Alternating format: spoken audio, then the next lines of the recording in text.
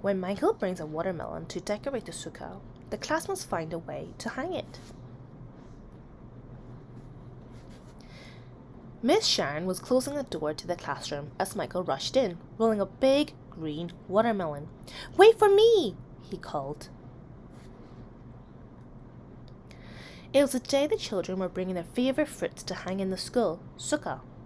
Sam brought an apple, Rachel brought in with a pear, David was carrying an orange, and Julie took a tangerine out of her backpack.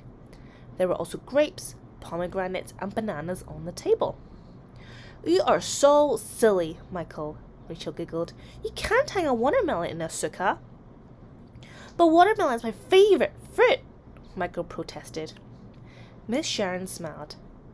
"Let's go out to the sukkah," she said, "and maybe we can figure out a way to help Michael hang his watermelon." The children followed her to the sukkah. It had wood beams on all four sides, branches for a roof, and fabric for the walls. It felt like you were outside even when you were inside. Miss Sharon helped the children tie strings around their fruits. Then they took turns hanging them.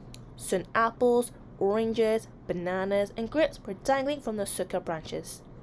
Michael sat patiently with his watermelon cradled in his lap. "Who has an idea for how we hang Michael's favorite fruit?" Miss Sharon asked. "Maybe we use a lot of string and wrap it around the watermelon. We can hang it," said Julie. "Let's try," Miss Sharon said, but each time they lifted the watermelon, the string slipped off.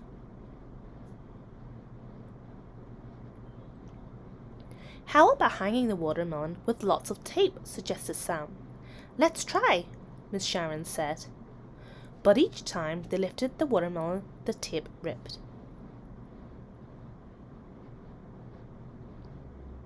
David shouted, "Maybe we can stretch rubber bands around the watermelon and hang it."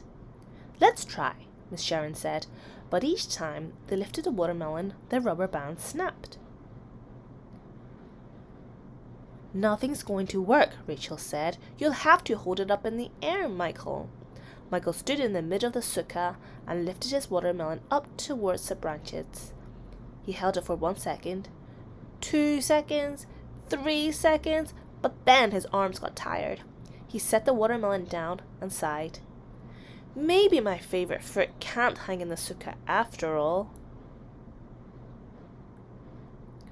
Back in the classroom, Miss Sharon consoled Michael. "Maybe you should bring your second favorite fruit tomorrow." Michael looked down at his watermelon. "I don't think so," he said sadly. "But now that we're done decorating, can we play on the swings?" Julie whispered to Miss Sharon. She looked hopefully at the playground nearby. Michael looked outside too.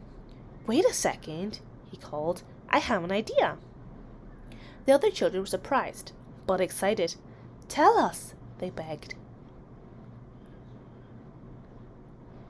"Miss Sharon," Michael asked, "is there any leftover cloth from the sukkah walls?" "I think so," Miss Sharon said. She searched through her big bag of sukkah supplies. "Here," she said, pulling out a square of fabric and handing it to Michael. Michael asked David, Sam, Rachel, and Julie to each hold a corner of the cloth. Then he gently placed a watermelon in the center. "It's a watermelon swing," he said. Miss Sharon helped Michael and the other children attach hooks to each corner of the cloth. Then they went outside and hung it in the sukkah. When they were finished, they all looked up. "It's wonderful!" exclaimed David. "I love it!" cried Rachel. "It's beautiful!" Julie nodded. "And tomorrow," Michael shouted, "I'm going to bring my second favorite fruit." "What is that?" Miss Sharon asked. "A pumpkin!"